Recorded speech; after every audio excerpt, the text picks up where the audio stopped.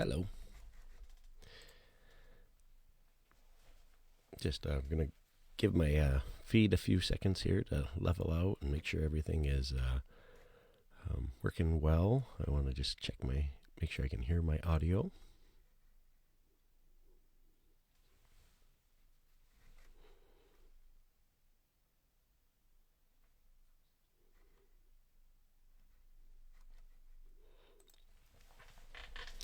And I'm not sure how many live people will be joining me tonight, and that's totally fine. When I create content, typically I understand that there's not going to be a lot of people watching at the time that I create it. I want it to be more of a live and welcome people, to be able to see as I make it. There's been content that I've made as I started this path that I can't say I've enjoyed watching it myself. So I understand it's been kind of a miserable, and there's been a big, delay in the amount of content that I have been producing for various reasons. So I'm not here to talk about all that right now. For anybody that may be watching, and if I know you, I can never see who the current viewers are, but thank you for joining. Me on this information share here. For those that don't know me, my name is Tony, and this podcast was something that was put in front of me along the path, and I'm going to kind of cover a little bit, at least up to the point here. I'm not trying to tell my whole story, but I just want to give a little depth to just what it is that why am I doing this, and well, you were going to talk spirituality, and now all of a sudden you're, wanting to fight the government. And it's not even about wanting to fight the government. It's to just bring a little bit of perspective to people and hopefully allow them to see, man, something's going on. It's a really weird feeling in this world right now. And maybe we can try to come to a point where we can maybe just take a couple layers back and understand it. So, on this path that I've walked, spirituality, there was a point in Peru when I went there last April, almost a year ago. I can't believe it's been that long already. But in Peru, that I kind of received some I'll call it divine guidance, and in that. I was kind of given a label of the messenger, so that was kind of something that I've brought forth in the podcasting. Something I've never desired to do. Honestly, it's nothing that I can say that I aspired to be a podcaster growing up, and it's not a shot at anybody. I mean, some people they will enjoy doing that type of thing. Myself, I can't say that it's something that I have embraced fully, and maybe I should. Anything that I ever achieve, it's usually something that I set as I'm going to do this, and I put it in my heart and I push forward. So as I talk, I'm going to just try to keep this, half an hour, maybe 45 minutes at most. It's not my whole story, but it's more just a overview of just why do I say the things that I do, and why are you bringing all this information out? What is your purpose? What is the point behind all of this? As I've walked this path, and as I've started to share the content that I have, I don't have a lot of my friends and family that watch, the content. And I understand.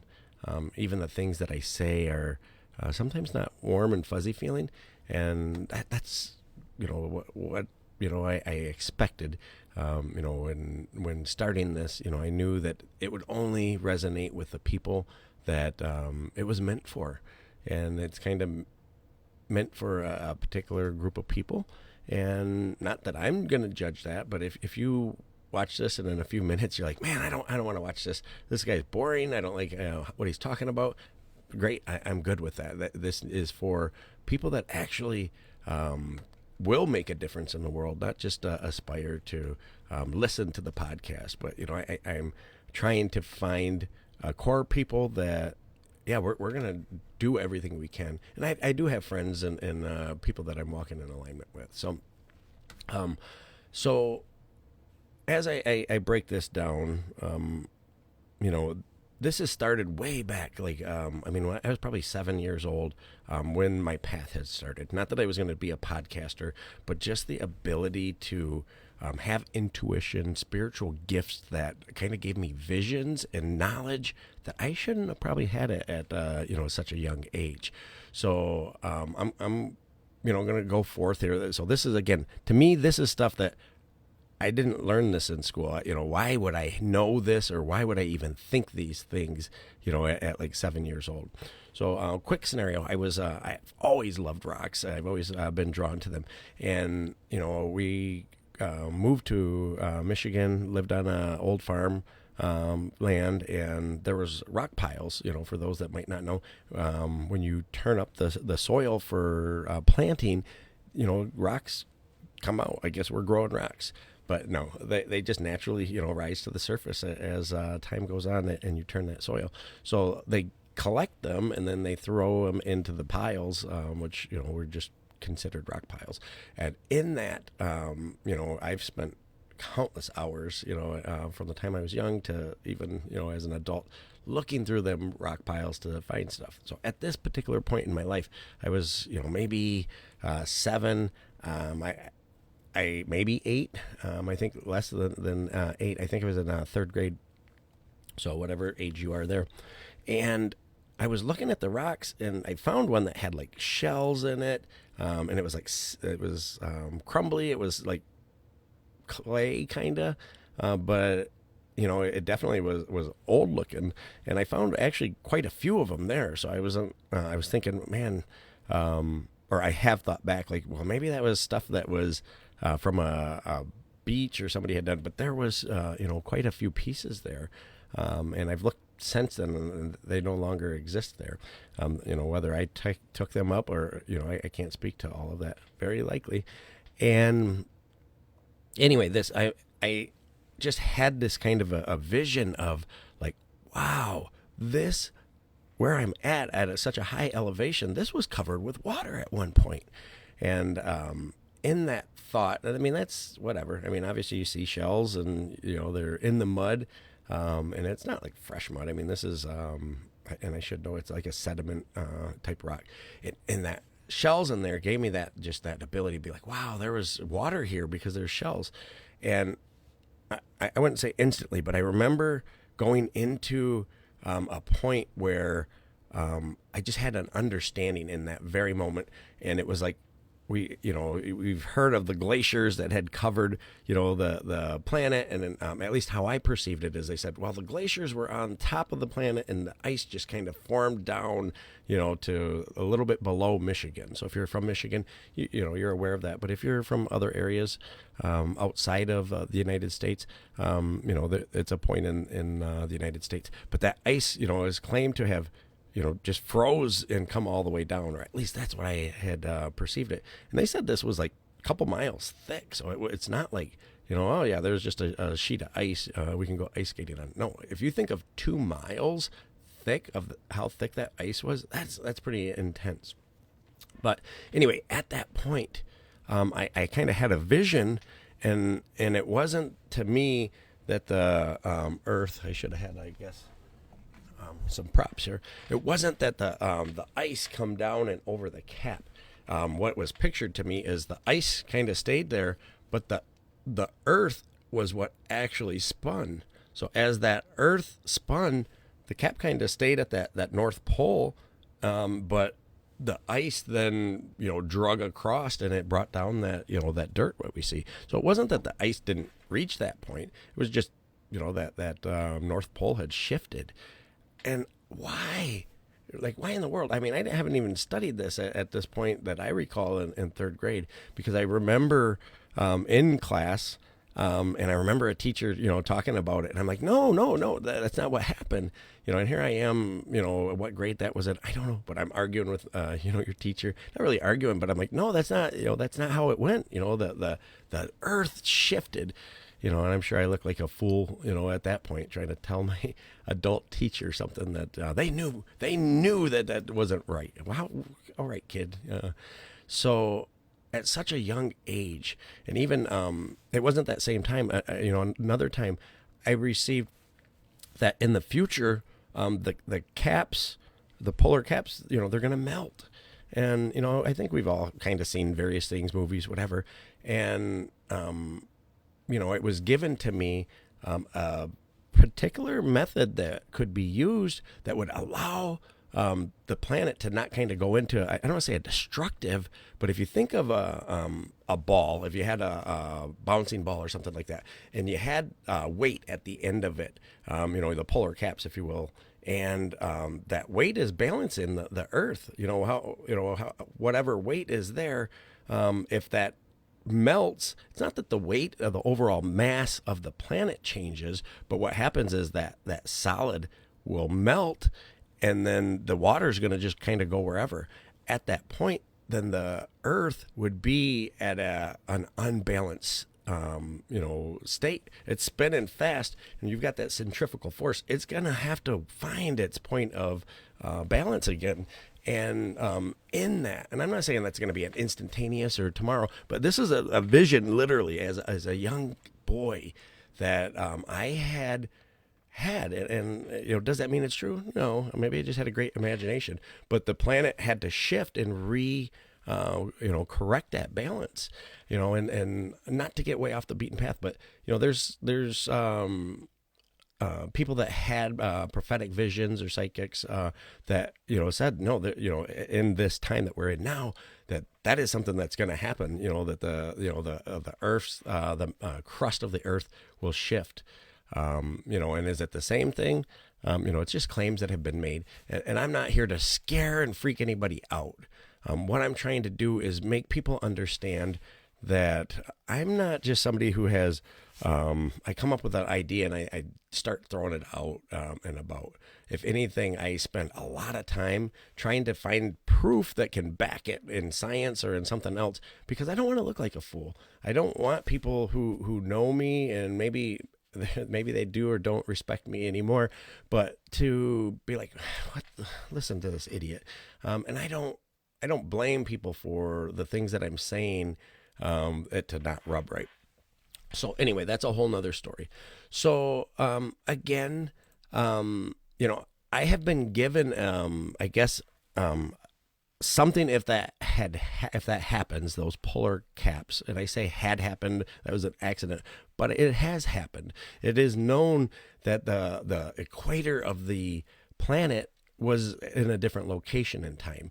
And can I pull that? I'm not prepared for all of that, but it is something that is proven by science that, at one point there's been different alignments with that equator. And I would bet you there's a good chance that when that happened, it was, probably something similar, because this has happened often. How often? I think it's a 400,000 year cycle of the ebbs and flows of Milankovitch cycle. And I think there's 2 times during that. So about every 200,000 years, we get to a point that the planet warms up naturally, and that it has a high potentiality of happening. That's besides the point. I love science. I'm a kind of a nerd, and I will study and try to understand for, I guess, fun. I don't know how fun of a guy I am. So early on, I just had intuition. I had, I guess, I visually seen this at 7, 8 years old. And to me, when you have that visual foresight, you just got an overactive imagination. Yeah, sure. I guess that could be, but it's different when I have that. I can manifest something. I can create in my eyes. Actually, today we were talking. I was at lunch with my aunt, and she was talking about somebody that she knew, and she's like, this person was moving stuff around and moving her hands, and what are you doing? She said, well, I'm visualizing this thing, and I'm making it in my head, and I've always been able to do that, where I can just picture. When I 3D print, I would picture whatever it is in completion. And then I would reverse engineer it. I would, take it backwards in layers to create whatever it is that I might be modeling, in design. Doesn't mean I would make it perfect the right time. Sometimes my measurements would be off or whatever. Might, need a little bit of dialing in. But regardless, I don't know if everybody has that type of skills. But the vision type of things, when I see it, it's different. I don't know how to explain it. I become part of my subconscious. I'm not here. I mean, you can look at me and when I'm in these states, and I might look like I'm totally looking right at you, but I'm like inside my head, and like it's not darkness. It's just I'm removed from present. It's like almost like I am removing from my body. So anyway, along my path, and this is kind of out of order here, but I had a long, path since I'm 47 years old, and I've experienced, I was born and raised Catholic, and in my teenage years, I kind of fell away from the church, and I tried to get, married in the Catholic Church, and, they nope, you got, you're pregnant before you got married, and whatever. It's not a shot at them. Yeah, I mean, I took a hard path, but, and I went reborn Christian where, as a little newborn baby, you're not having that option to be baptized. But, I was born again Christian in my 20s where I wanted to, and it was something that was my desire to pursue, a couple of years. And it was great times of my life. I learned a lot. We had like 100, kids in our youth ministry. I was actually aspiring. I wanted to be a youth pastor. It was just great to impact young children. And I mean, they were teenagers, I just have continued to study. Now, along the way, I have been a spiritual type of a person, astrology, studying that. To me, that's science. But when I was a Christian on my strong walk, it was like, oh, I got to get rid of this stuff. That we've been told that stuff's horrible and evil. And whether it is or not, I'm not here to tell you that. And I hope you can respect me enough that I have the right to, even if it's horrible and evil, to do whatever it is I want, as long as I'm not harming you. Now, I don't aspire that what I connect to and how I use, my prayer. I believe I pray to the same God that you do, if you are a Christian or any other belief system, really. So anyway, in meditation, which is prayer to me, at one point, I was starting to introduce myself to various layers of my personality, of who I am. And I'm going to break out teaching on that. But when I was connected to like my third eye area, I started to hear voices, a voice, I guess it wasn't voices. And I talk to myself. If you've worked alongside of me, I probably drove you crazy because I will be talking and somebody, what? And I'm like, oh, no, I'm sorry. I wasn't talking to you. And it's just been whatever. That's who I am. I don't hear other people do it, but so I apologize. But so in my head, though, I recognize like, wait, I'm hearing a voice and I'm like, okay, who are you? What do you want? And, I had received, I am you, but I am the wizard. And I'm like, the wizard. I'm like, oh, great. You have lost it now, Tony. You have, and I'm in a meditative state. I'm in a point of silence. I'm saying I'm talking, but I'm not talking in here. It's dialogue, if you will, in your mind. And I'm in my early stages when this happened. I wasn't doing an audio recording, which I do now. And it was just a quiet in the room. I think I could have been talking out loud, but I did at one point because I'm like, man, if my family is listening to me, my children, I said, please don't, put me in a mental home. I know that I'm talking to myself, but, I'm not crazy. That's what a crazy person would probably say. But anyway, sorry if I offended you on that, whoever you may be. Not my ex-wife. Sorry. This is not good for podcasting. So anyway, Wizard said, I am the wizard. And I'm like, okay. And I do get kind of joking with my own internal monologue sometimes. I'm like, okay, you're a wizard. Okay, Harry Potter. And, it's no, I'm serious. And it said, you come from a very prominent and a very strong lineage of wizards. And I'm like, oh, gosh. Okay, first it's bad enough I'm talking to myself. Now I think I'm a wizard. Or I'm telling myself I am. And pardon me one second. And being, wizard, it said, no, stop for a second. It said, it is hidden in your last name. And I don't know, by one viewer, thank you. I don't know if you feel free to say hi in the chat if you can find that. It always makes me feel good to know that I've had at least somebody support me and who you are, because I can't see who the viewers are for whatever reason. I just might not know where to go. But anyway, so wizard, it said it's hidden in your name. Your name hides your identity of what you are. So it said, say your name, and I said Weezar. It said, no, say it how you say it. So if you don't know how to say it, it's H-U-I is like a wah, wah, wah. And then zar. So wizard. And I said it at first, I'm like, wizard. And I said, no, roll your R, wizard. And I'm like, and I was taken back for a second. I'm like, no. And I think about a lot of stuff, but in my life, that is not something that I have ever been like, oh, wizard. I've never ever thought that before that legit moment in time, and didn't mean all of a sudden I went and bought my best Harry Potter Gryffindor. I'm a I don't know if I'm a Gryffindor. I'm not Slytherin.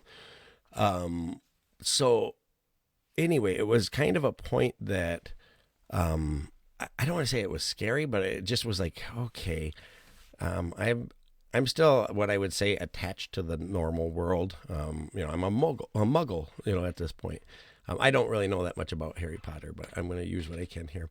So in that, I'm starting to be like, okay, there's some weird things that are going on, that maybe I don't understand, or I hadn't subscribed to having something that had a lot of access to knowledge.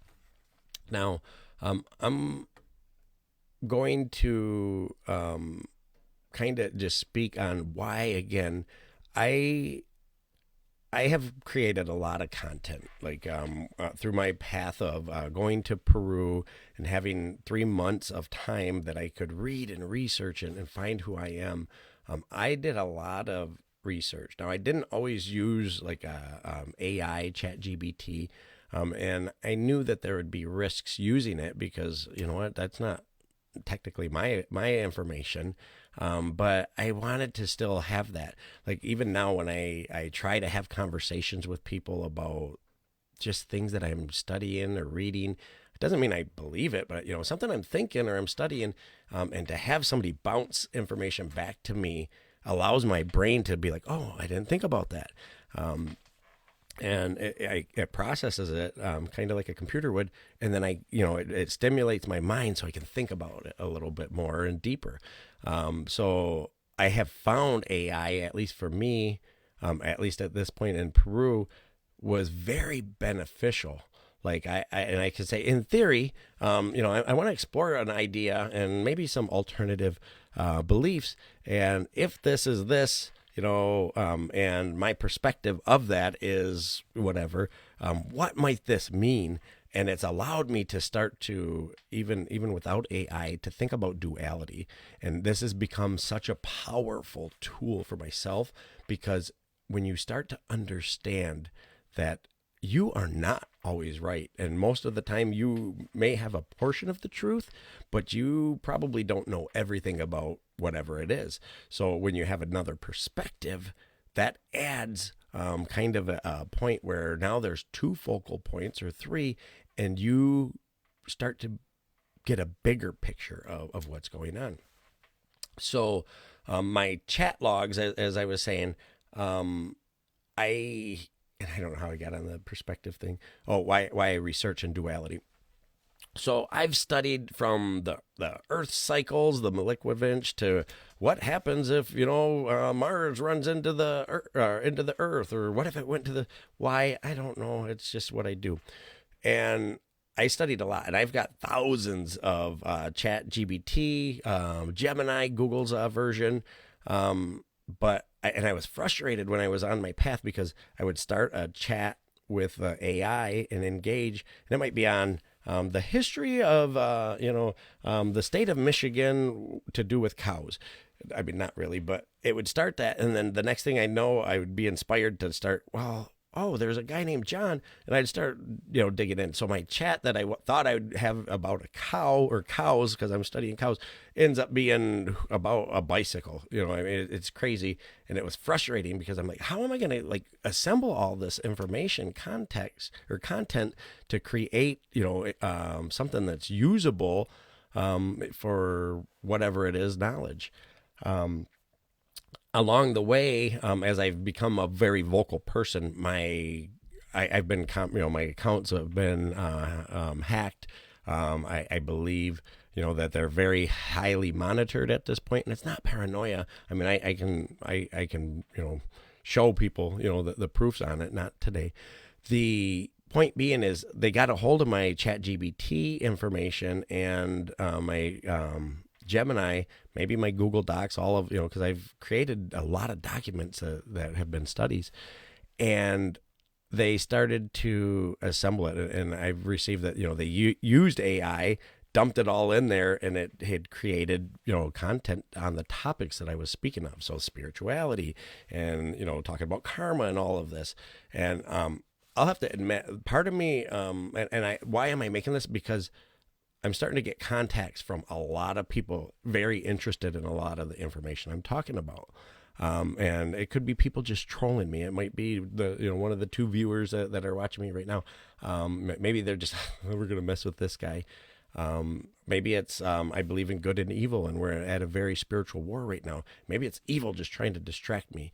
But I do believe that, I've had a lot of different types of contacts starting to come through, my email about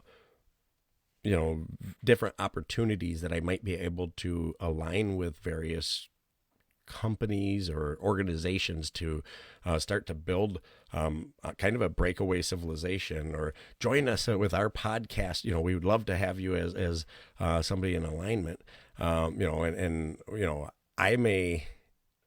I'm at a point in life that I think that we kind of messed up when we are controlling of things. When we control something, you're not giving it that free will. We have to have some kind of a guidance system, if you will. But you went over the yellow line, you owe us money. It's become something more than that, at least in my perspective. Now, yeah, it's not safe to go over the line. Should you be penalized for that? Well, maybe, but it just seems like it's a cash cow now, that anything they can do to make money, to get in our pockets, they will.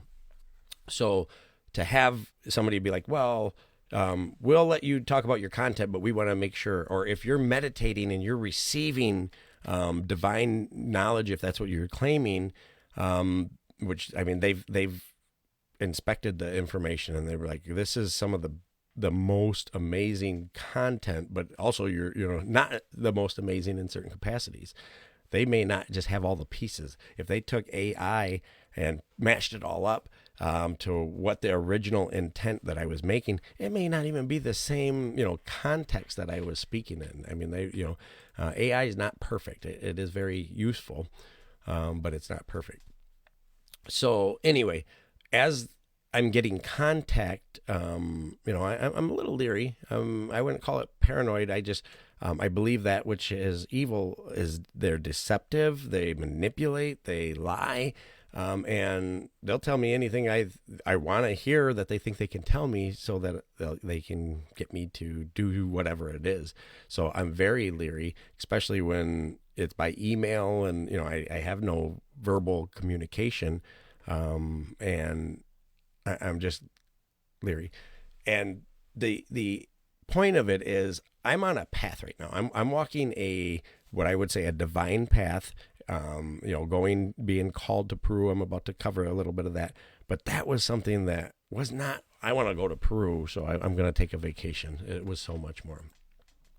So other spiritual experiences that I have had, those that are spiritual, astral travel, it's a point of meditation, and you go through grounding, and then, you can kind of picture yourself, or actually, I mean, it's physical for me.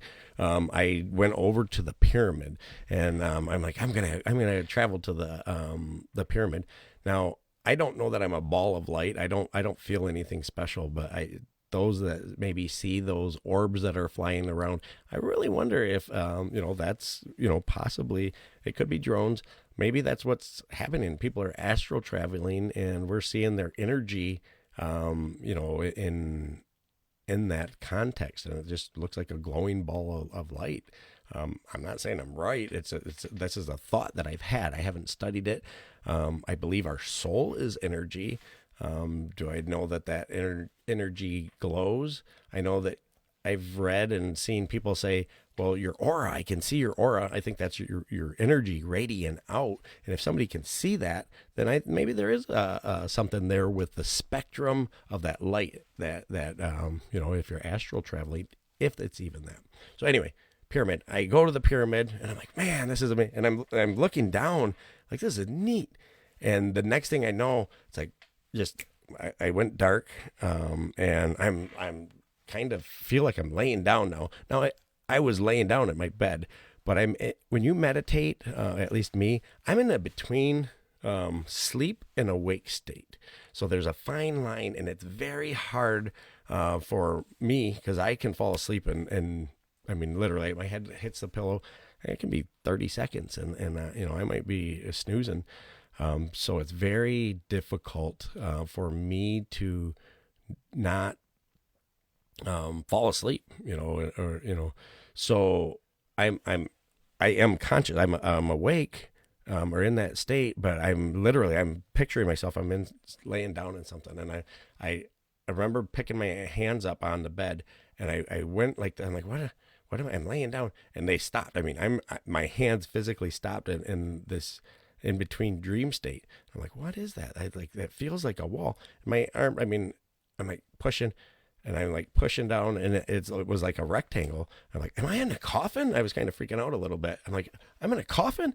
But then I started to realize that I was in, they call it a sarcophagus in the King's Chamber, but I was in this, and I started to feel, the cold, the granite, that was made at. I mean, I'm starting to experience this. Now, was I really in that? I don't know how to even say that when you're putting your arms over, like you're feeling, and they don't move past, like I'm hitting something with my hand. It wouldn't go beyond that. And, as I laid there, and I'm just like soaking this in after I stopped kind of feeling where I was at, when I had that realization where I was at, what I was in, it started to come to me like, you are in the sarcophagus, but it wasn't a sarcophagus. This room that is known as the King's Chamber is, this was multi-purpose. This whole pyramid complex was multi-purpose, but one of them, and what we're talking about now, is it was a resonance chamber. Now, a resonance chamber is something that, might be able to, have a frequency, and it'll bounce around for whatever reason. And it said, but the purpose, that it was showing me is a resonance chamber can, it was used for healing your body, and basically it was given to me. It said, you don't, at that time, that is how they had to create that with the technologies at that point. But with technologies that you have nowadays, you don't need to have that big of a chamber. There's going to be things that you can, but it laid out, it gave me a whole vision of creating, and I'm not going to say that I have created it, because people come knocking on my door. But I've tested it, and I can sleep 2 hours, and I feel like I've slept, a full 8 hours.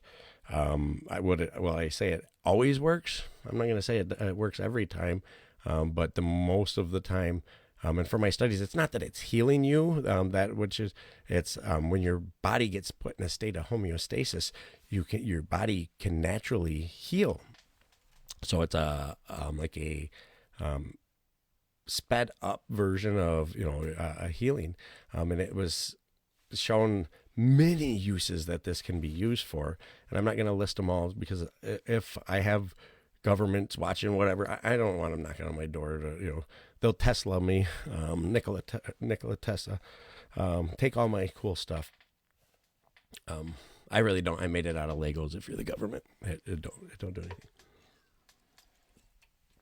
So a vision, though, why am I saying that? This is something that was given to me. I've built it, and maybe it's because I believe that it will heal me, that I can sleep 2 hours and feel like $1 million.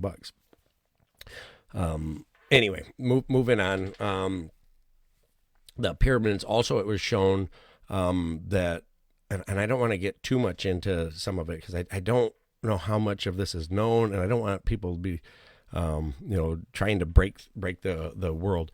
But the pyramid was also used for removing the soul, like I did with my astral travel, kind of, from the human body, which is a biological existence.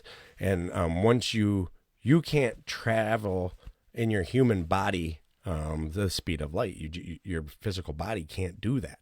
But if you remove your soul or the energy out of you, and you know how to work the systems, you can project it. Or it was shown to me to Orion, or you can travel across the galaxy if you know the frequencies that you need to program that that system in. And that shaft that shoots up, that's what it said that was for, is that was to eject your energy out. And it also said that not only that far, but if you knew the frequencies or the that's not the same, but the GPS coordinates. But if you knew the frequency, I say GPS coordinates just because that's what I liken it to. You could travel from the pyramid in Egypt to the pyramids in Mexico. I mean, you would just be there. Now, when you got to the other side, you wouldn't have your body, because your body, you're still over there. But what would have to happen is these times were already communicated, and they would have another, I'll say a hollow body, but there'd be a body there, and then it'd have to be matching your frequency, because our energetic level is a frequency, and if it matched, then it could go inside that human body. Now, mind you, I'm not saying these are just things that I've experienced in meditation. They sound pretty far out, but I have done a lot of research that lead me to believe that there's a good possibility. Don't mean we can do it with our understanding of where we are now, or maybe we can, and people that are in control of the world don't, they just don't share that. But when I've studied, though, like in the Emerald Tablets, it talks about Thoth. He was somebody who claimed to have built the pyramids, and he had extra bodies that he would, basically he would transfer his consciousness or his energy into new bodies, which was curious as I started to study. Like, can you remove your your energy, your soul from one and put it into another? And that was one of the cases that I seen in history. Now, I was having a conversation recently with a family member, and I said, "Did you know that in this region, there was a deity and it was named that?" And like, I've never heard that. And I'm like, "No, I'd like to see that." So I pull it up, and like, well, that's mythology. I said, "Okay."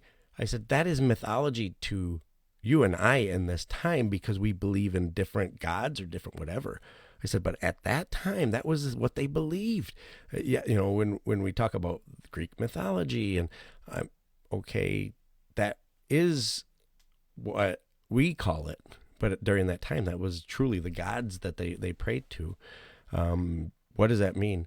We've been in another cycle that we've went from the indigenous cultures. They believe that God is in everything. God is a part of everything, every drop of rain, every little ant. There's a fractal of God in that. And they believed in loving everything, in the indigenous cultures and their belief systems, which a lot of them still function on that. They believe that the planet that we walk around on, and I believe this, that is a living energy. That is an entity, if you will. It has a soul. And I'm going to speak to that in a few. The fact, though, that was there, and then it went to everything got a god. There was a god of Windex. There was a god of whatever. So everything was given a god then, and they took it out of God, right out of that which was the fabric of our reality. And now there was gods, that were overseeing or the powers that would be. There's a god of love. There's a god of, war. There's a all of that. So then, as time had progressed, we went to now there's one God, and the one God is the creator. And I'm not here to debate that, at this point, but it's just curious how that evolution had happened. And then we've got to science where, then science started to say, no, this is the way it is. And usually in that cycle, it goes back to understanding, oh, they're all right. There's kind of a little bit of it all happening, but we're back to now that it's in everything, and I think that's where we're at in time is, we're going to start to be back at that point in the circle of that particular cycle. Why does that matter?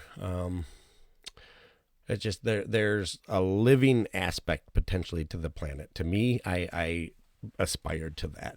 I do believe part of the path of something that had taken control of the narrative, and I say taken, I'm not going to get real deep in it, but I think there's stewardship given to certain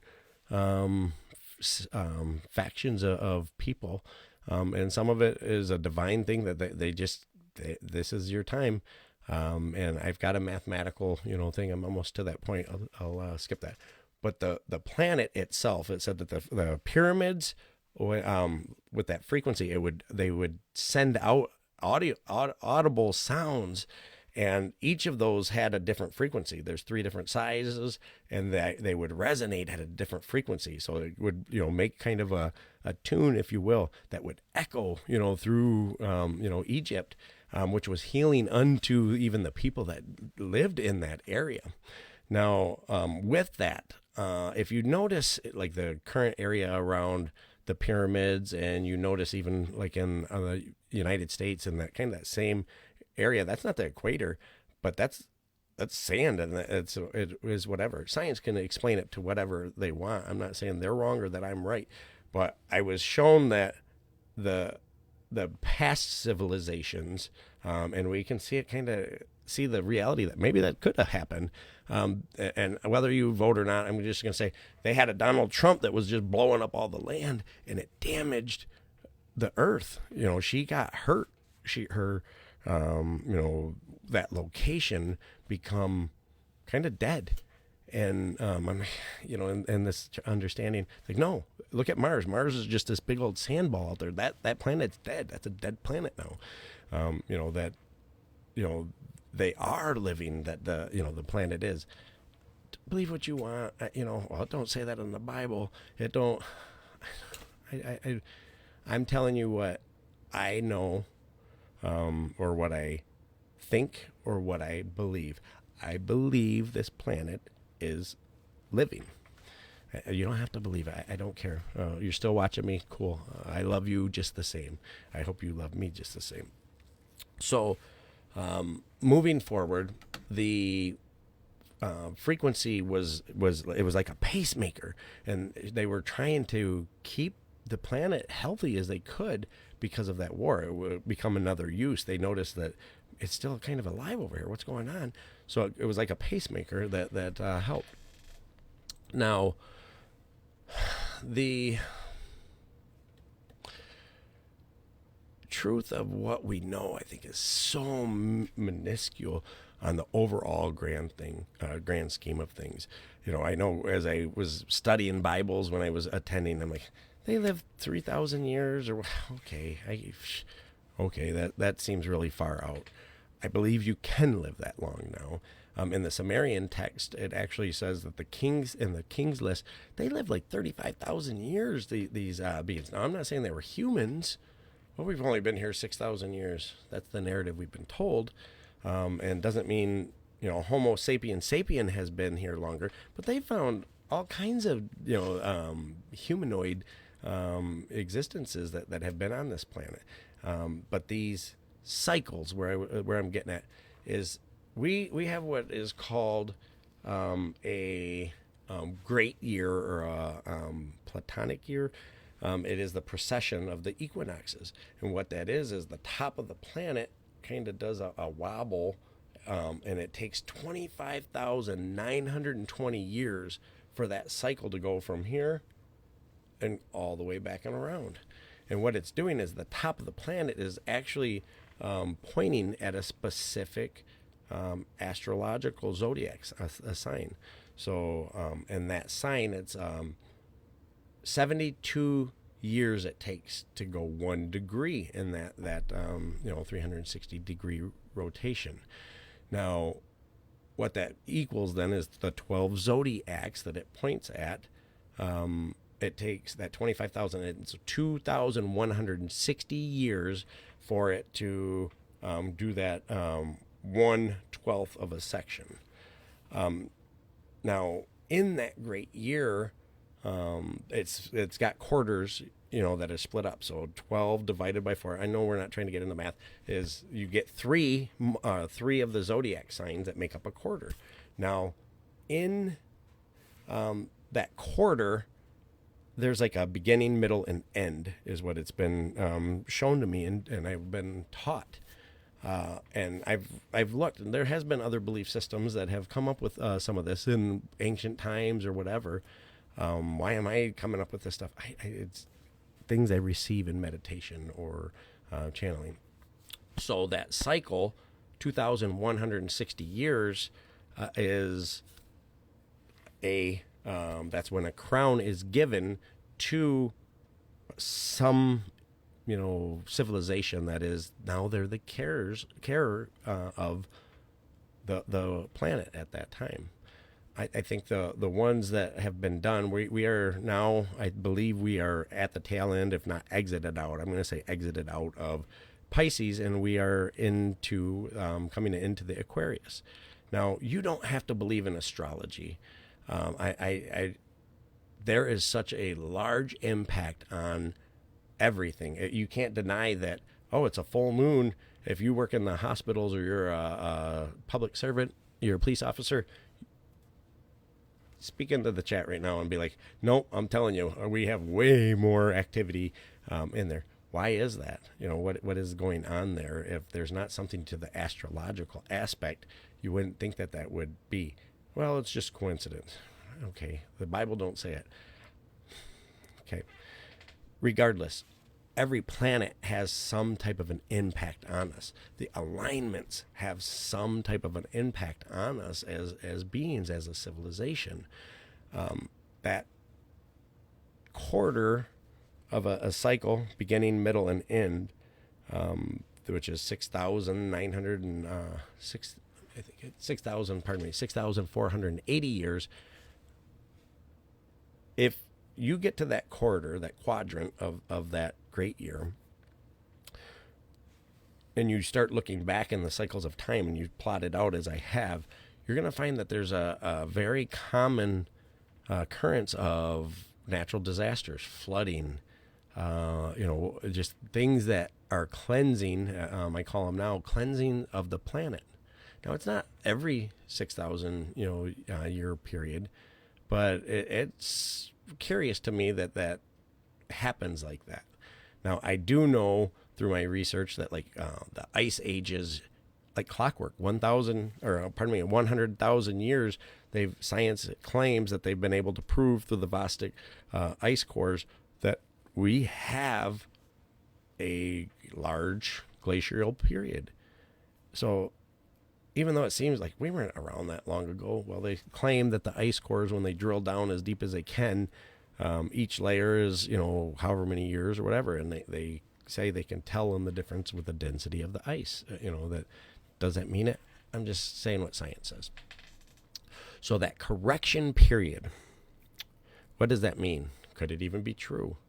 If you can maybe just give a little bit of thought that, well, if the planet is alive, and we do know that it has what's called the Schumann resonance, and that's a 7.83 hertz, I believe, and it's a vibrational, it's a frequency, and it's putting out energy naturally, and that's is that part of what Nikola Tesla was tying into collecting when he was creating, trying to create that free electricity stuff?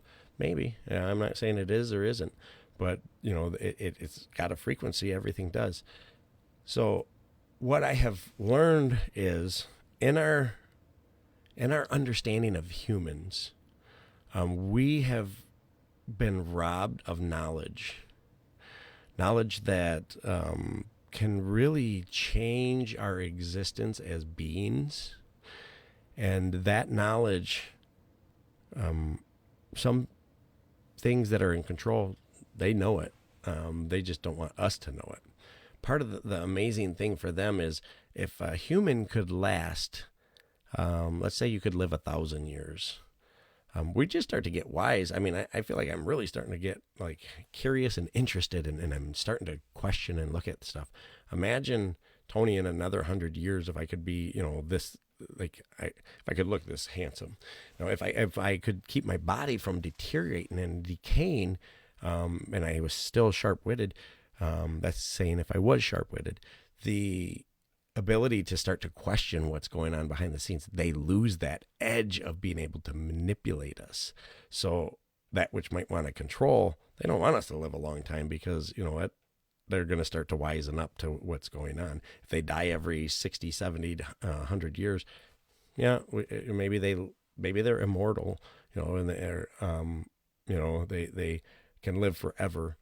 Maybe, they have the ability to transfer their energy from one body to the next. Maybe they have some of that technology. As long as energy still exists, maybe they can still control us, if we're not wise to that cycle that's happening. So this 6,000 year cycle, though, over time, we forget how to release the energy that we carry.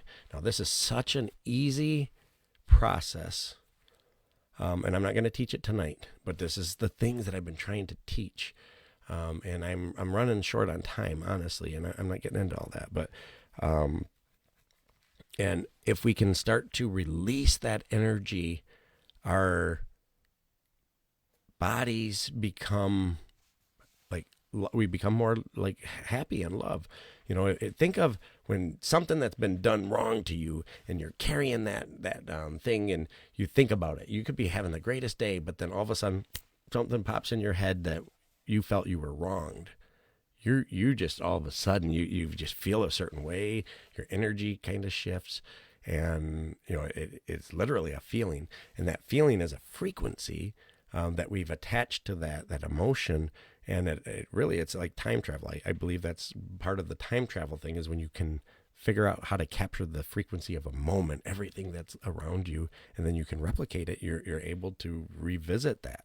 And the proof, at least for me, that has been shown in, like, if you listen to a song and there's that one song that, man, that thing takes me back, and you're playing it, the audible is it's sound. It's a sound wave. It's frequency.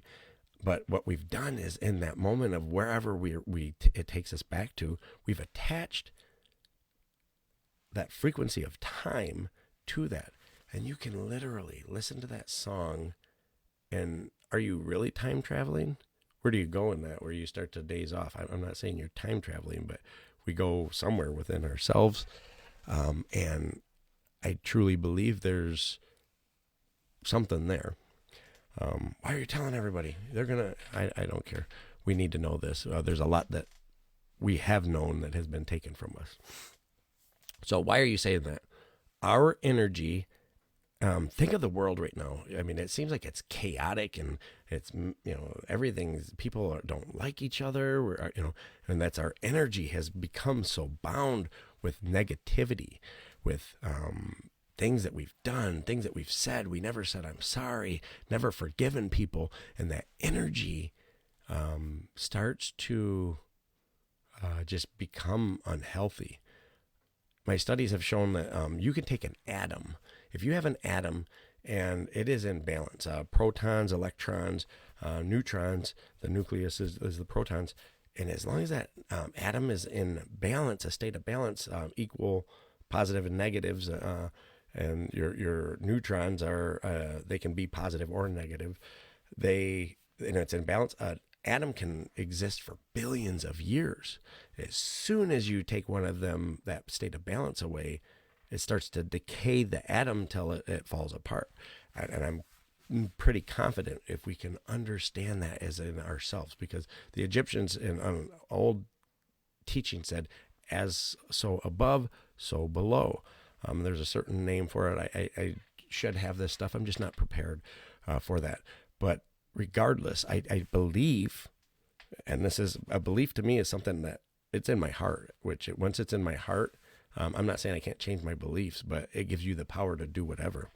I believe when we can understand our energetic entity of our soul, and that our body is just a container. It's a biological growth that comes from this planet. Everything that exists around you, plastic, metal, it's all a fractal. It's all a portion of this planet that was somehow, maybe it was chemically combined to make plastic, but it come from this planet, before. We are all a part of this living entity, and that is our mother. And that's what the indigenous had believed is, no, we grow of this. And Jesus had taught, you go back to the root. When you die, you reoccur back into your biological does. Your energetic entity, that leaves to question, is that, that's what goes to heaven. I've seen studies where it says that's like a radio frequency, and it's always broadcasting. It's like, you have a TV, and when you turn the channel 2, the old clickers, if you're old, I don't know who's in there. Hi. Please feel free to say hi. I would always welcome, and I would appreciate it, but you don't have to. So that frequency that's getting broadcast to the TV's channels, when you turn it to channel 3, if there's a frequency there that's in a line, boom, your TV lights up. Now, if the TV goes bad, if the TV fails, and it's no longer, and that's likening to the body, if it fails, does that signal die? Is the signal gone? If you throw that TV out and you go get a new TV and then you turn it to channel 3, that new one, guess what comes back on? Channel 3. And science is starting to understand that we are an energy, and not only are we energy, it's specific to us. Like our organs are programmed with certain frequencies, and there's like identifiers. And when you have an organ transplant and that organ is transplanted, my heart, I pass away and they give you my heart, they have to actually turn off your immune system while that new heart with a different frequency sets in, because if you leave that immune system on, it's going to attack that because it's foreign. So it's again, this is science. They understand. So with our receptors of a specific frequency, that receives our signal. Now, I'm not saying, well, what does that mean about God? I'm not saying I believe in God, please. I'm not saying it's just so amazing that happens. Well, that's again, also information and confirmation of reincarnation. I believe that your frequency, when you, and I'm not going to get deep on this, but you reincarnate here, you are now inhabiting. And when it was taught to me, you are programmed to that frequency of that new baby, that is being born. And in that, now you inhabit that. You don't remember everything before. But also it said in the pyramid stuff at another time in meditation, I've taken all this, that, when they would transfer from this pyramid to over here, or even to Orion, to the, this belt system, that body had to match your frequency. If it wasn't programmed right, you could die. Like if you transferred out and your energy is out of your entity, and they took both of them bodies and throw them away, you ain't got nowhere to return to. You're done. You're gone. See ya. So, I mean, it was something that had been used in the past in that capacity at certain points to kill people, if that thing existed. But I'm talking about the frequency and understanding, that there is that. I'm not here to teach you or convince you. I'm making you hopefully be like, wow, I've never really even thought about half of that stuff, but maybe I can understand. I'm not trying to, thank you, Joe. We are made of water, and the water is, a frequency. They have proven, science has proven, the energetic level of frequency. If you play a certain sound and you freeze that water, when it's not in tune, or it's not one of the good frequencies, that water it's in weird characteristics. But if you run the right frequencies and freeze it, it'll be like beautiful patterns, and it's just amazing, that the frequency is. But our body being made up of so much water, it means we should pee a lot more. No, it means that is an impact, and audible frequencies. Not even audible. There's so many frequencies bouncing around us right at this given moment that they have some type of an impact on us, on our physical, because we receive it. We might not resonate with it if it doesn't match our station. That doesn't mean you don't get some kind of bleed through sometimes. If you're listening to a radio station, you're driving down the road and you get in that in between, it can, bleed into, oh, I'm not listening to that. What is that sound? So things can override. So pardon me a second. My throat's getting a little dry, and I don't need to use the restroom. So I'm gonna take a moment break. How are you? And water does have memory. Sorry, I didn't read on that. Let me take my drink.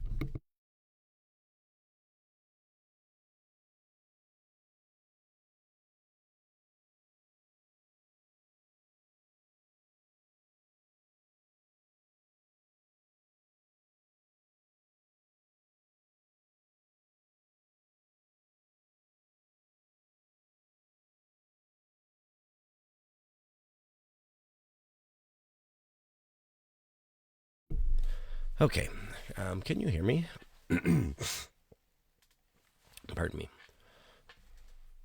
All right, so about the frequency in the water, though, thank you for pointing that out. So water does hold memory. When I first started meditating, or hearing what I would say is God, or higher self, or source, or whatever you want to call it on your belief system. When I first started hearing it, and I think I've probably always heard it, I just thought I was God, like every man. No, I didn't think I was God in that capacity. It just blended in with what I'll say 7 personalities that are within us, the house within, tied to our energy centers, our chakras. You don't have to believe or understand that to believe the basic core teachings that will tie to all religions, or at least the main ones that I've studied. So, but in meditation, when I'd be in the shower and not trying to hold a concert for my house and singing at the top of my lungs, I would be quiet. I would start to hear God. I would start to hear, things that I wouldn't normally, not bad things, but like, you really should take the trash out, and I'm like, no, I don't want to take the trash out. When I conflict, and it's something really like none of my internal voices want to align with that, it could be bad by all means. It could be the devil speaking within our mind with deception. But for me, I understand because God is frequency as well. When you meditate and you get up through the energetic levels, you're reaching a certain frequency to be able to communicate, but you also are in silence. So, but the water transfers that. I believe that a very large amount of cheat code, if you will, is meditating in that shower and in that water, because it is. Now, what does that mean? I think some water don't. I think that when they add chlorine, well, it's for our good, to make sure we are. I don't know why they put it in there. It's clean. You smell like bleach. No, but we can take what has been told to us and say, yeah, that's why we did it. But in my studies, things like, let's just say, lead paint. If you've heard of lead paint, if you're young, Jody, did you ever eat lead paint? But lead paint is something that they said, that's horrible. We got to get it off all the walls. We can't have it anymore. My studies now, I understand lead. If you go to take an X-ray, your over whatever they call it, your bib, that's lead. And why do they make you wear a lead thing? Because lead stops the frequency and the pass through of that from harming you. So when there's lead paint on the walls, and that signal can't get through, it's first, we knew cell phone service. No, I mean, they can peer through the walls with frequency at this point. And I'm not trying to get the tinfoil hats out, but it actually might save your brain a little bit by wearing the tinfoil. And I do believe probably when that came out, that's when they started understanding. That understanding came from the genius that was Nikola Tesla, who started to dig into that, which is a frequency and the understanding. He's like, wow, you can attach whatever to this frequency and you can send it. They started to understand that transmission, way back then. And I should know, because I aspired. I studied a lot about Tesla and I was fascinated. A lot of the smart people, Einstein, Tesla, all these geniuses that we say, wow, they were smart. One thing that I've noticed or I've found is they actually, they a lot, or quite a few of them, I don't take credit for this. This isn't of me. This come from, they don't say, because you know what, if you say it, you sound crazy. People, I can't say that. When I closed my eyes and I was meditating, and then I told me, E equals MC squared, what that's supposed to mean. There's divine knowledge given in those times, and learning how to access that is an empowerment, at least my belief, and it can help elevate and uplift us as humanity. Because I'm scatterbrained, the earth and the negative that we are carrying, I said she has a frequency. You called her a her? I call her a her, Mother Earth. That 7.83 hertz frequency, because we are all so angry, and we're carrying that, it's starting to bleed into her frequency, and it's impacting her. It's not the only thing that's impacting her frequency, but because our energy is impacting this planet, we're seeing more storms, we're seeing more natural disasters, and that is a direct her carrying our energy and can't handle it. And at some point, she has no choice but to. And why? What do you mean? The collective karma of all of us, not just one person, and over a 6,000 year period. And that can be cleaned if you just say, I'm sorry, or please forgive me, or you do them small acts of kindness. You're not called to be perfect, but if we can be called to recognize when we need to answer our heart for the conviction of something that we did in opposition to that of our heart. If I know I'm not supposed to be, it's not beer, drinking beer, but I'm like, you know what? I'm doing it anyway. And you get that little nudge inside of you that's like, you probably shouldn't. You know, you don't drink beer anymore. I don't care. I'm drinking tonight. I'm gonna do it. And you basically tell your heart, because your heart, urging you not to do that potentially, and you went against it. Basically, you're hurting yourself. You're disrespecting yourself in that moment, and that weight that gets put on there for going against what you should be doing, that moral, that right from wrong. And when you do the opposite, we call them sin, but it's attachment of energy. And it's energy not only do unto, like if I say to somebody that, you're stupid or you're whatever, I'm attaching energy at that very moment to that person's heart because it hurt a little bit. Man, I can't believe they said that. That hurt my heart. It hurt my feelings. So once that transfer happens, it's like a bond between you and that other person, whether it's been done unto you or you do unto somebody else. And that doesn't go away. That's an attachment now. And what it shows up as is a reoccurring memory that we experience, somewhere down the line. That don't bug me. I've had people that I'm counseling that this don't bug me and bother me anymore. It's like, but every time we talk, you talk about it. So you might not think it. You might tell yourself in your head that I'm over that. But because it becomes a reoccurring experience, you're time traveling, you're going back to that moment. You might not realize it because it's the emotion that's carrying you there. But that tormenting, that reoccurrence is what we call hell. You're going to go to hell. You're going to be tormented. You're going to have to do the same thing over and over and over again. Sound familiar? Not to take away that which you believe is hell. I believe there's a penalty period when your soul, passes on, your soul, your body passes on, your biological. There's a time there, you're going to have a timeout.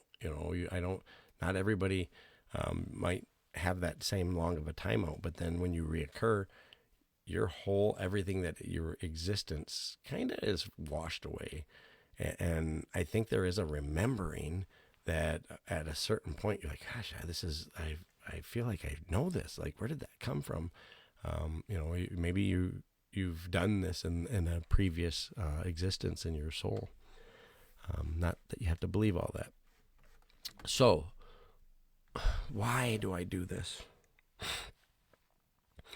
Because if we can believe that any bit of the Bible is true, and we're at the year 2026, and I'm not saying they're exact, but that Platonic year, 25,920 divided by 12 is 2,160 years.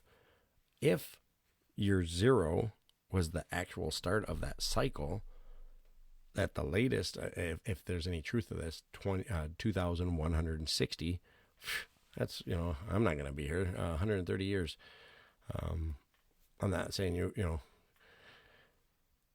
you will be, but there's the time of change. It's not a hard line on that. There's always that point of it starts transitioning from here to here. And halfway in between might be the actual hard line. But because it's in between the two cycles, there may be a 50 and a 50-year overlap, into the old and into the new. And in that time, there's a lot of influence.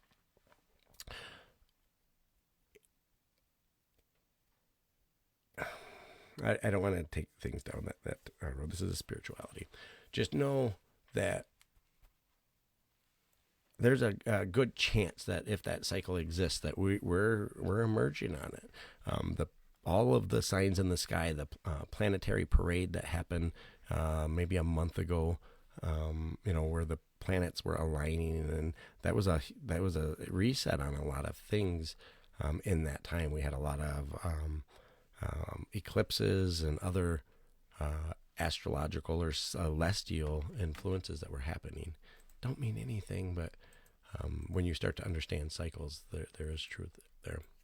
So where am I at? Some of the things that I carry is I have had direct, and I'm gonna say this because this makes me vulnerable, because I don't want people to think I'm crazy. That's ego, is what it is. There's the earthly part of who I am, my biological, that carries a care of what people think about me.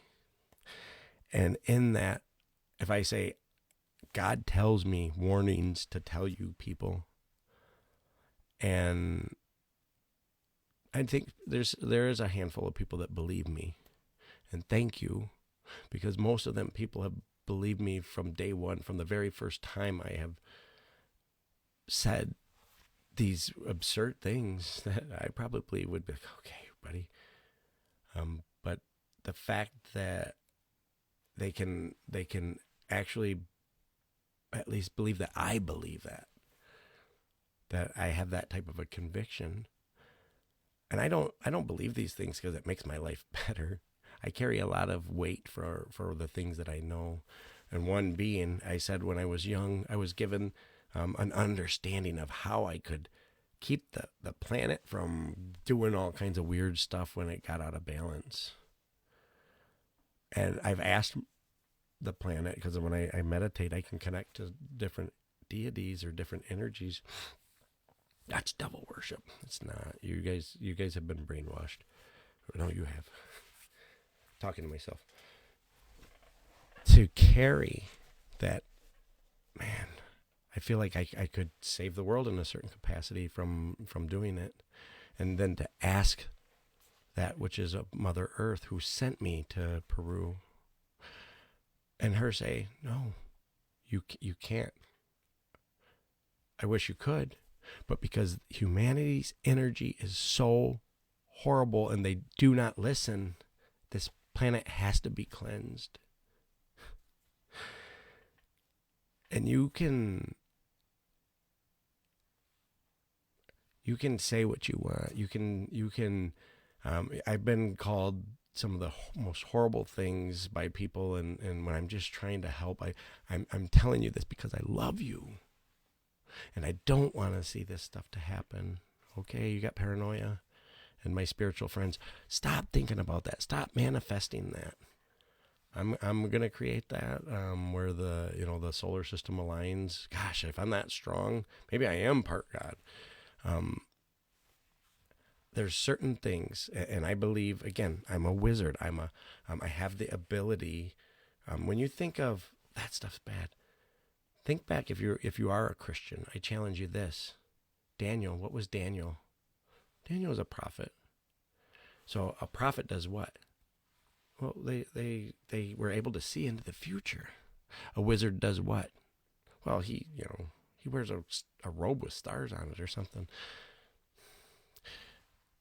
Christianity, and I'm not here to knock the religion, but what it had done is taken that which other people were using and said, nope, we're the only ones that can do it, and took it away from other belief systems and made it bad. Now, I'm not here to say that to make you feel bad. I'm not here to tell you that there's, that means Jesus. I'm not saying all of that. Maybe eventually we can have some other discussions. Right now, I'm just telling you that certain things that we've been told are wrong. That's what beyond the system is. Wait a minute. Let's start thinking for ourselves and actually take a common sense look. Stop being that person that repeats everything that they hear because I seen it on CNN or Fox or Facebook or it is so lack of content on Facebook. It's not as bad as it was for a while. Like everybody's sharing the same memes. Like this is boring. So anyway, information. Understand that we might not know anything when it comes to really what's going on. So my path forward, I talked a little bit about, and I said I was going to keep this short, and here we're going on. My path forward, it started again. I hit spiritual and was out hunting, and I had stuff when I was young, but you grow into an adult, and then you grow up and you work and you work and you work and you work, and you get put in this system of keeping you busy and keeping you in debt, so you have to chase your tail. Pardon me. And in that chasing or pursuit of that, you forget, you don't, you're too tired to connect. You know what, I just want to throw something on the TV and chill. And then we become, taken, stolen from us.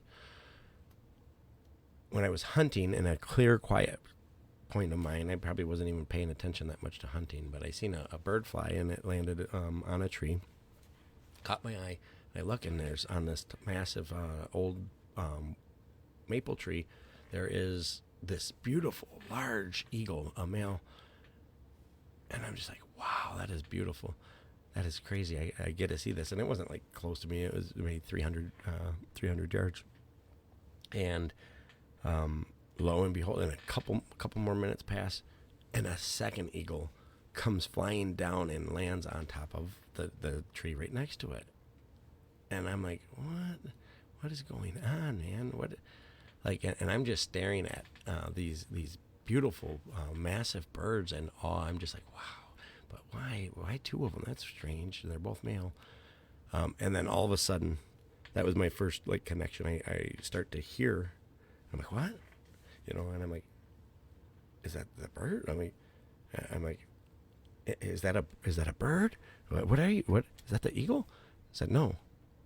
It is me. I am the tree. You're connected to the tree. And I'm like, okay, man, maybe I shouldn't be hunting with a gun. I'm really getting crazy. And I started to have a dialogue, and no, the trees are some of the oldest, wisest. They are the storytellers. They are the keepers of memory as well, and they take record of what is happening. And as you evolve, at some point you get to potentially be here as one of those, if that's your path. Not saying everybody gets to be a tree, but when you start to understand that, man, maybe I'm going to be a tree. I better be nice to trees. I better be nice, because you know what, that may be you at some point. And maybe that karma that you did unto a tree, now that is done unto you. But if you actually felt bad about it and said sorry, maybe that releases that. Please understand, I'm not here to sound crazy. I would rather be fishing and doing stuff that I enjoy. And I enjoyed researching. But there's a lot of time and everything that I put into the information that I'm studying, because at first it was because I like to study and I want to know it.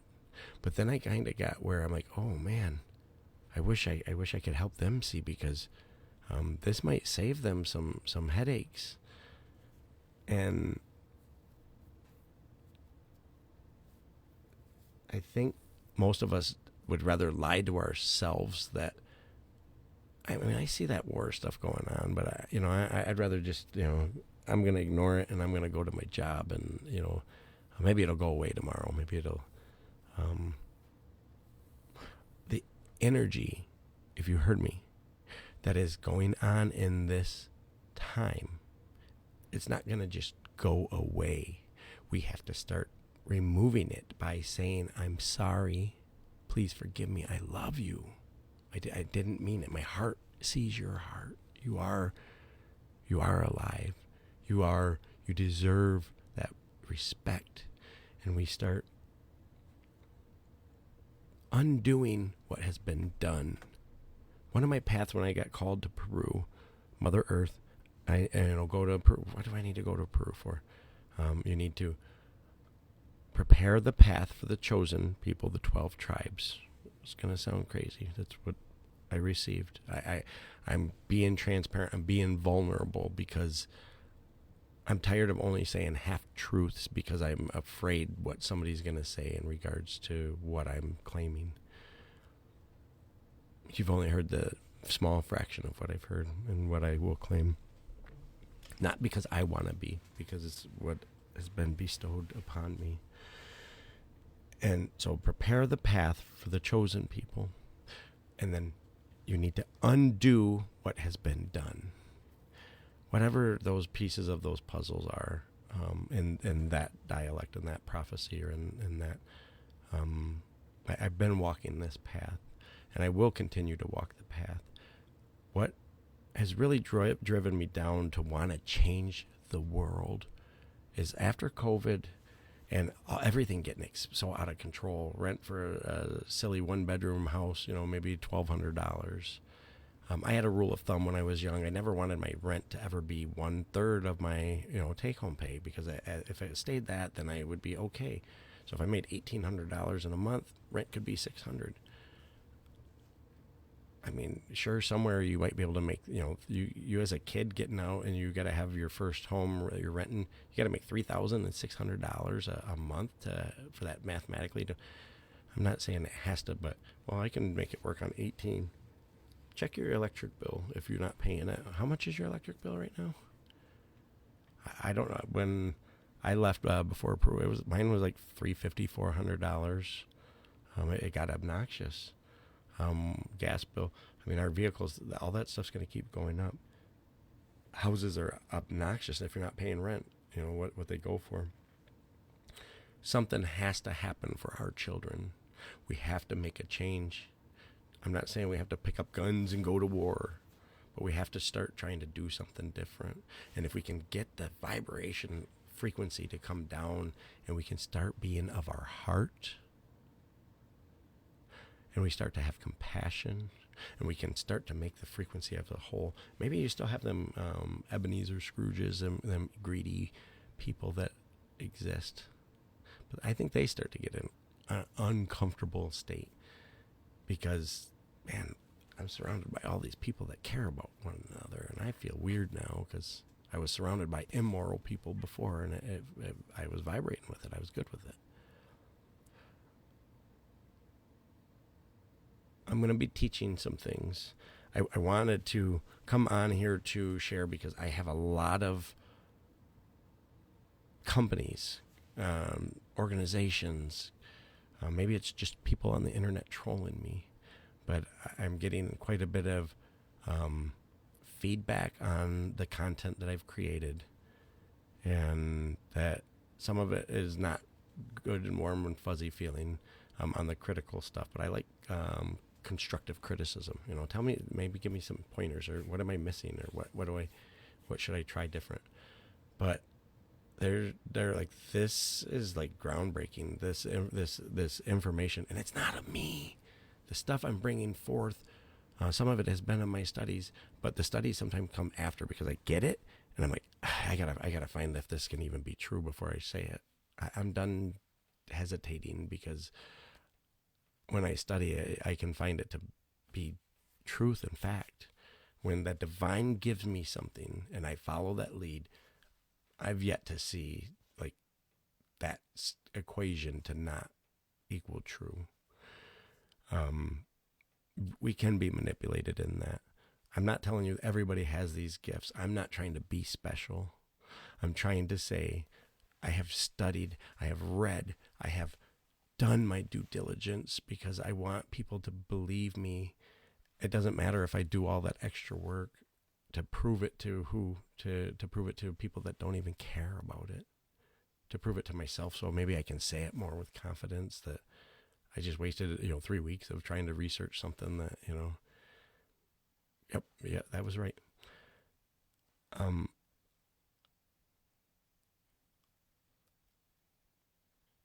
I love you guys. Okay. And I quit my job. Why? Because you wanted to go to Peru. Wasn't that Mother Earth? If you can understand a calling isn't something. I've had 2 of them in my life. I'm not going to talk about them deeply. I was called to Peru for what? I told you, to undo what's been done. There's a couple other things I was investigating, but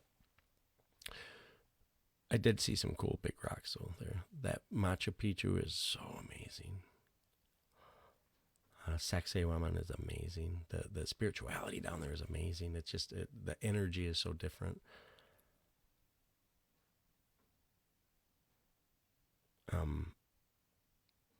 My path that I have walked, being given a task of it wasn't, it was remembering what it was that I agreed to for my soul contract before I was born into this human, and to actually receive that, and to maybe feel a little bit overwhelmed or scared.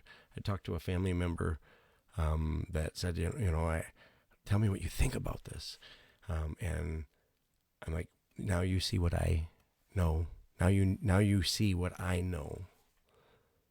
And he's like, come back with, man, he said, I had been, I had received stuff a while ago, and, I talked to, a family member, and, that family member said, you are going to have to answer, to a calling. And he's like, but I don't want to. I'm scared. And it's not to put that on that individual. I'm not trying to give your identity away. But we are scared. There's nothing wrong with it. The biggest thing about saying I'm sorry isn't when you tell that person that you did something wrong. The hardest part of that, the scariest, is for us to look at that in the mirror and say, I screwed up, man. I yelled at my mom. And to feel that in your heart, because when you acknowledge it, and you don't acknowledge it with excuses, well, she said this. No, that's when you're taken away from that. When you acknowledge and you sit and you bask in that sorrow, that state of like, that is a magic moment. And then when you can move on that, and you can take that energy and because you're in your heart at that point, you can say, pick up the phone. Hey, Mom, this has been bothering me since I was 12. I don't know if you remember. I promise you she remembers, because you remember. That energy is shared. I don't know if you remember, but there was that time that you ran over my skateboard, whatever it is. She never ran over my skateboard. You ran over my skateboard. And I got so mad because my skateboard was broken. And I, said, I hate you, and said mean things to you. I don't know if you remember that. Oh, I don't remember. She does. He does. They do. They might not admit it, but they've carried that same energy that you have. It's been a state of hell that you had done unto them. And the power of that, and the ability that all we have to do, say, Mom, I'm sorry. Not just like, Mom, I'm sorry. No, Mom, you're in that state of sorrow. I am sorry. My heart has shown me that I was wrong. I mean, I knew I was wrong. My heart, even when I said it right immediately after, it hurt my heart a little bit. I felt bad for a long time. Couldn't believe it. You know how I wouldn't come and eat dinner, and I had an excuse. Whatever it is, it comes out of us. And that's unhealthy energy, and it's impacting us, not as a personal human, as our energetic being. And we carry that over and over until we release that by, you don't even have to look at your mom. Maybe your mom passed away, and you're like, I'm never going to be able to release that. If you give it over to the universe. They say give it over to God. And you say, from that same state of heart, Mom, I don't know if you can hear me. She's energy. That TV station is broadcasting. She's, every time you think of her, she's inside of your being. You feel their heart. You feel who they were. I'm sorry, Mom. You're speaking out into the universe. And you'll probably cry on some of that stuff because it's emotional. And it's okay. If you're a man, it's okay to cry. If you're a young teenage boy and you've been told all your life, you're going to cry, I'll give you something. It is okay. Two things have happened to humanity that has caused a lot of problems. the man, the masculine, we made women subservient. They become didn't have that ability to have a voice anymore. We made them less than who they were, and we put them in a role of being a caregiver for us or for our families. Not saying they're not great at it, but in that they become cut off from things like their ego and their ability to have that voice. And by removing that, we cut them off from half of their being. Not that they need to be that, but they should have the free ability to, not to be told you can't do that. A woman is to be heard or seen and not heard. And I'm not saying I believe that. These are things, I've heard that before. And if you've been one to say, it's not a shot at you. It's just we disrespect women. And it's gone back. I believe that first cycle was, the potential of, a shifting there. In 2,000 years, it goes back good, evil, and the ebbs and flows. But I think there was a shift where, it was taken back by darkness or light. And that, which was a good balance between men and women, we oppressed them. Or no, we oppressed them, but we put them up into the heart chakra. And they become more in tune with God because of that, because they were nurturing and loving. In order to connect to the highest self, you have to be able to access that heart. And if you can't, then you're probably never going to hear God. You're probably never. So many people are like, I don't know that I ever heard God. Well, first of all, if you heard God, would you know what he sounds like? Well, I guess not, because we hear that same voice inside our head. But then the next thing is, can you even get to that point? Because you're carrying. You don't have to clear your heart completely, but when you meditate, one of the keys is you have to be at a state of contentment. Don't overeat. Don't have to pee. Those different energy centers, because they make you uncomfortable. They make you recognize you're human. They put you in that state of. But if you can just have a little bite to eat, so that your belly's full, not to the over feeling uncomfortable. But same thing with your heart. If you go, I'm so mad, I can't believe we just got in a fight, and now I'm going to meditate. No, you're not. No, you're not. I need to teach so much. These people that are starting to contact me, like, well, we want you to, go on behalf of us and, ask questions. That's not the way it works. God gives me the information to give. It's not that I want to control. I am a tool of God. I bring forth things.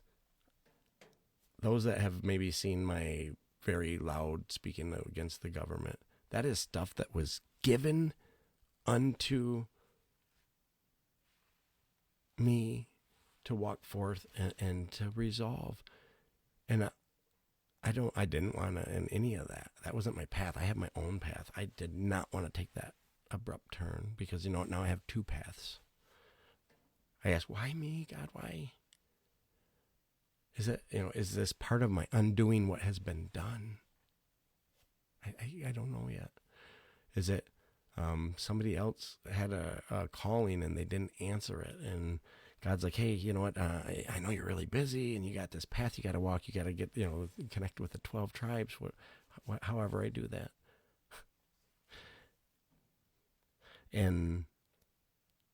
But can you just come, it's your boss.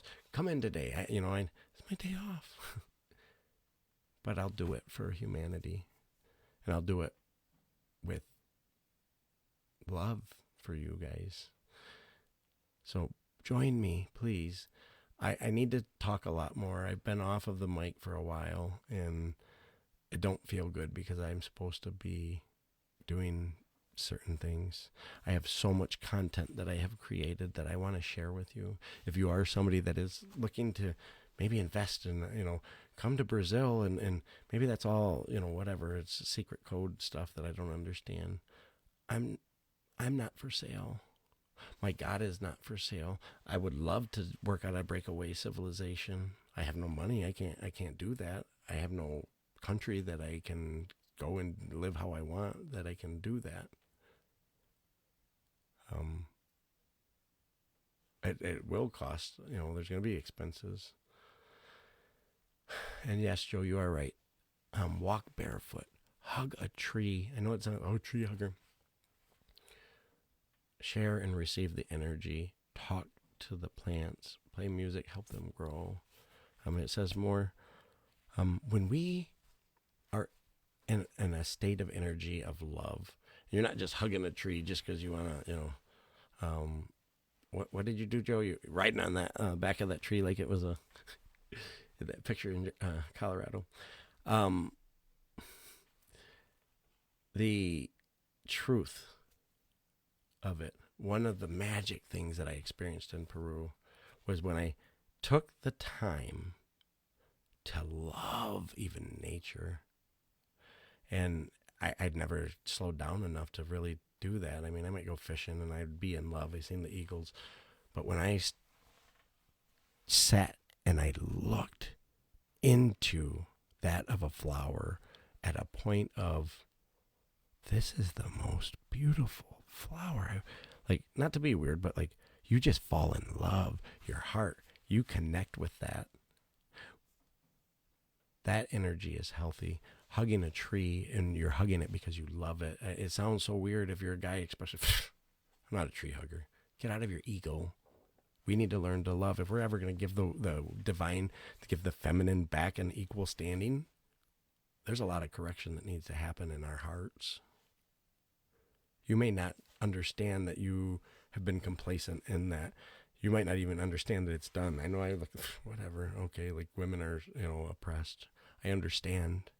They took away the voice of the mother, the divine feminine. Well, that's evil. Give her offerings unto the planet. It wasn't ever meant to be blood offerings of that. The indigenous that I learned from in Peru said, if you eat an apple, put some into the earth. Take that seed, put it into the earth with it. Another one will, 10 will grow.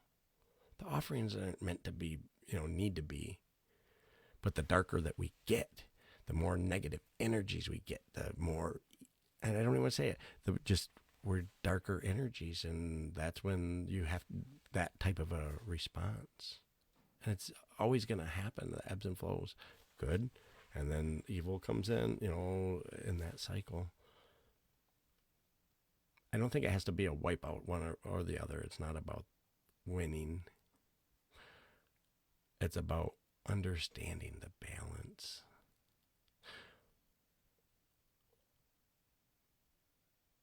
But thank you. Way long. I have to work in the morning, so I need to shut this down.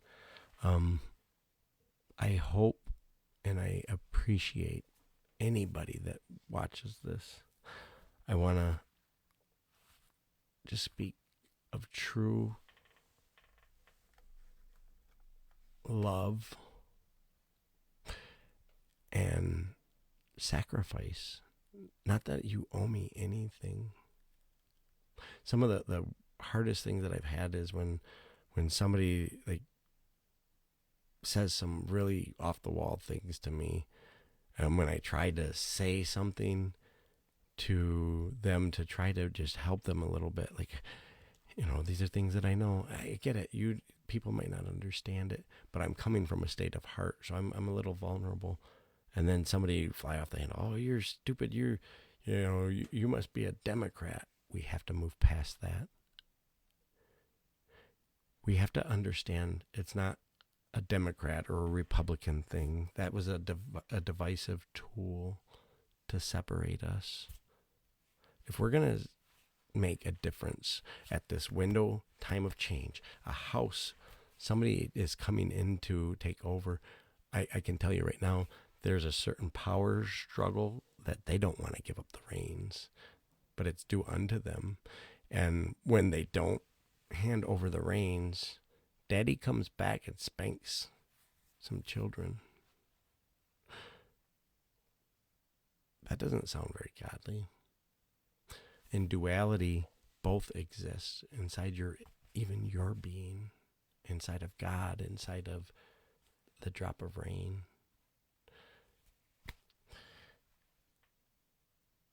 I'm not here to tell you that your religion is wrong.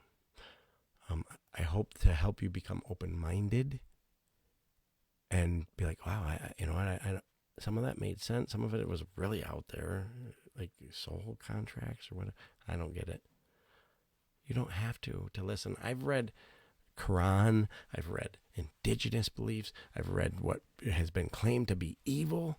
Usually when it was claimed to be that which was so horrible, it was a sign now to me that there might have been something behind this because it was painted that. Not that I challenge it to read it because I want to, worship the devil. No. Because truth comes, acceptance comes, love comes when we understand. And understanding comes when you can have two differences or more and say, you know what, I don't like half of that crap, but I like this love thing that you're talking about. Like I can get on that vibe. And if we could all focus on a common something that we can all speak that same language, that is what heals the planet. I do believe there's still hope. And I do think that we can change the world, even if it's a very short time. I think it'll happen actually so fast that when you pick up that phone call and you finally say, you know what, no, you know what, I'm not going to solve them all. Don't worry about that big thing that's in there at first. Get comfortable with it. Have your training days. Take out some of that small stuff. I'm going to say sorry to my dog because, I forgot to feed him. It's alive. Do that. Say you're sorry. If you felt bad about it, that's your recognition there of your heart to say, I need to. The dog can't speak. I already said, if somebody's passed away, you don't have to speak directly to them. Love is a frequency. They're going to know. A child knows if you are annoyed and you don't want them around, and it's energy transferred into them. You've been somewhere where, you weren't really welcome. We've all probably had that. Maybe it's just me. But that's energy. Understand love has a certain receptor and it feels good. Thank you. Thank you, thank you, thank you, thank you. I hope that this finds you. And if you watch 2 hours or however long, you're crazier than I am. No, but in love and peace, I leave you. Good night.